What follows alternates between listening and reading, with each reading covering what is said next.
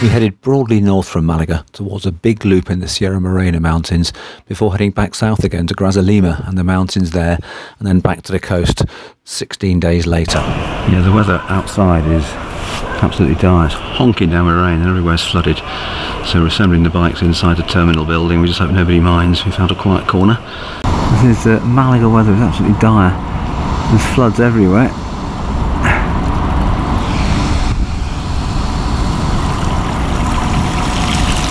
I wasn't expecting this on. Just a bit wet. We've gone 5 miles and we're both pretty much soaked to the skin. So first night out, we've had to bail out and go into a hotel here in Torremolinos because it's just rained and rained and rained and rained. Puddles and floods everywhere. There's all our stuff. And guess where Trish is? Reading the paper in bed. It's so cold. So cold. Had to brew a cup of tea outside the door on the petrol stove. Trish couldn't manage without tea and a shortbread.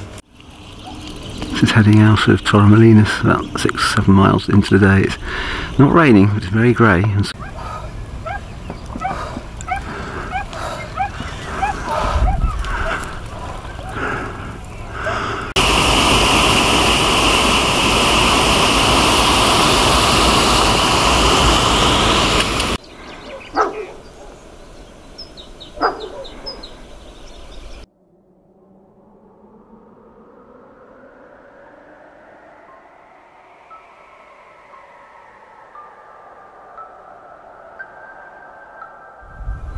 steep, Trish.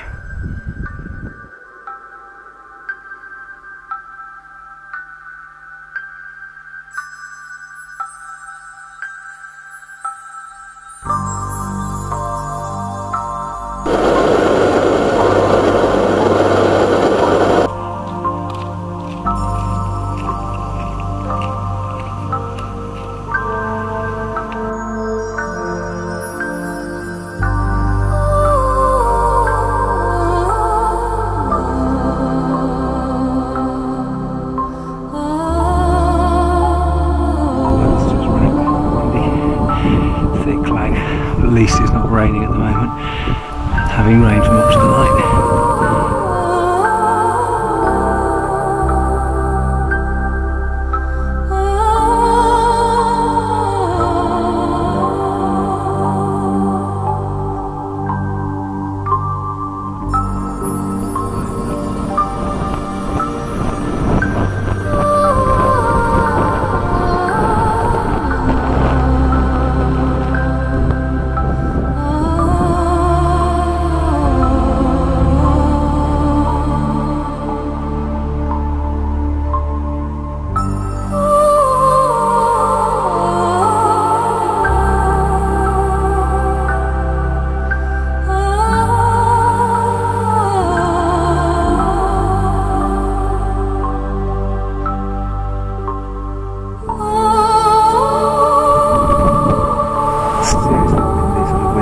Dangerous floats over the road.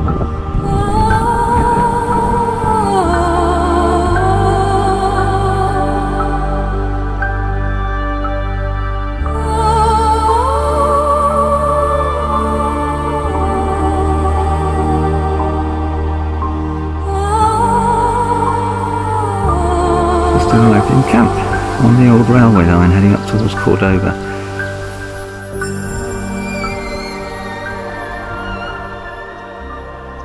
Between the little village of El Campillo and the town of Iquija, the Via Verte de la Campina runs right beside the E5 motorway. So to avoid this, we decided to head a little bit north on a farm track, which is spotted on our Osmond mapping software. It looked good to start with, and the first few miles were wonderful, but thereafter it gradually descended and became muddier and muddier, and the mud set like glue between our mudguards and tyres, and soon we were dragging our bikes and poor Trish could barely move hers. In Iquija we actually stopped and chiselled it out with tent pegs and forks. Just cleaning out the mudguard, it's drying on. It was caked, completely caked before we started cleaning. Should have done a video then.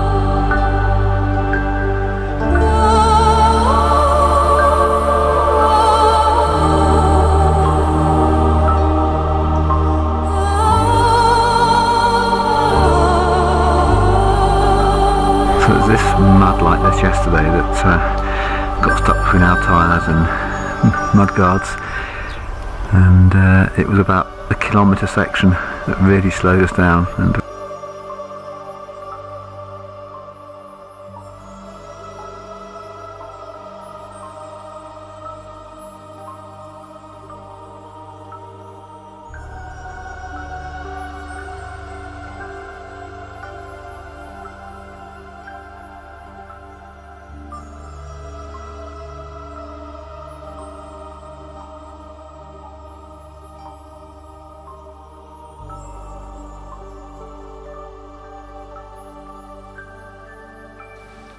having crossed the Guadalquivir River at Posadas, we gradually climbed up to Hornachelas.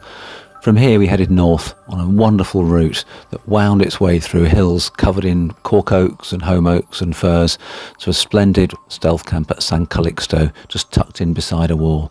The next couple of days were absolutely wonderful as we climbed and climbed, did some big days in the hills through the wonderful scenery. The highlight being between Argalon in the north, the most northerly point of our route, and the town of Alanis. That section was a largely abandoned road, an old mineral road built to serve some mines. The surface now was terrible, the tarmac peeling off in layers, and as a result the traffic avoided it. In this section we saw 2 cars all day as we cycled through the wonderful wooded scenery. From Alanis we headed south, gradually out of the mountains, wending our way down on an easy day with about 3,000 feet of descent, back down to the Guadalquivir River and a wonderful camp on the north shore set amongst tall grasses, a splendid spot.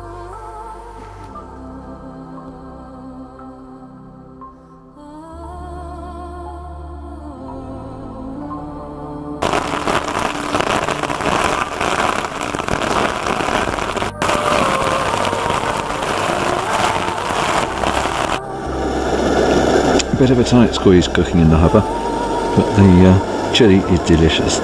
Yeah, delicious.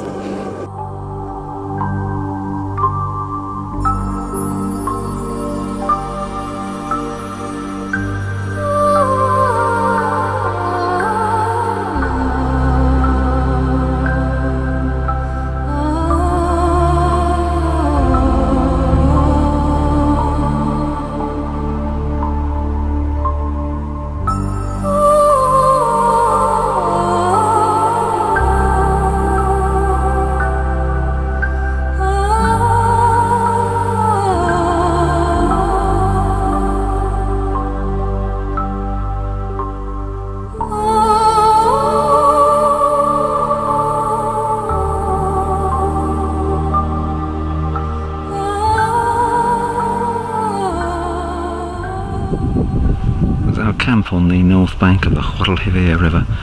This is Trish reflecting on the day, writing her diary.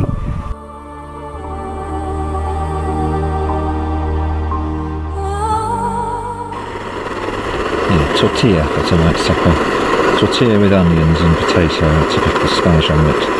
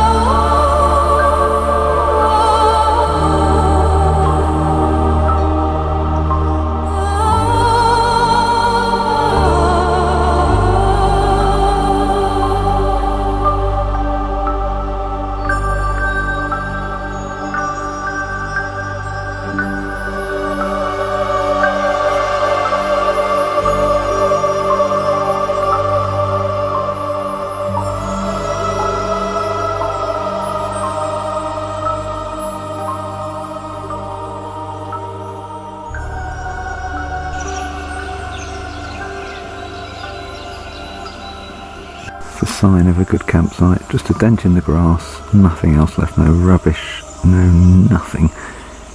And in a day or so that will be gone. The small town of Grazalema nestles in a bunch of limestone mountains that are rugged and wild, and it's known to be one of the wettest places in Spain. On the day we were going there, of course, it was tipping down, and the 900-metre climb up to town was absolutely fantastic. Yes, fantastic, because otherwise we'd have been frozen. It was so cold that the effort required to propel our laden bikes up that big hill kept us at least a little bit warm. This is heading out of Grazalema, and that's not really climbing up into the clouds. We've got about a 300-metre climb up to the pass, just sort of up under the cloud there. All the same, we arrived in town frozen, and Trish had a bit of a refusal here for camping, so instead she found on booking.com a wonderful little hotel, and we put into this, the owner allowing us to wheel our bikes into the hall, dripping bikes, soaking bikes, allowing us to go up and have hot baths before booking in, and then we spent the evening in the hotel in front of the fire. Tremendous, a wonderful change from the tent.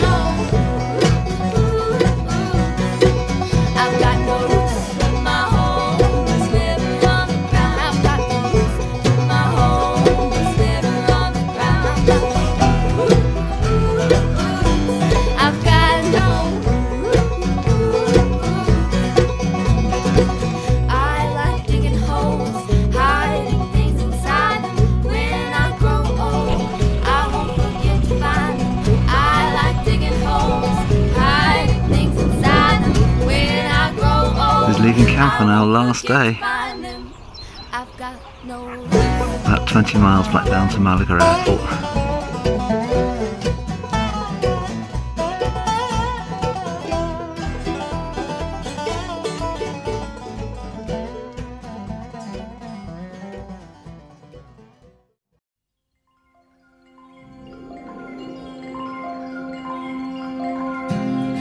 I blame you for the moonlit sky and the dream that died with the eagle's flight.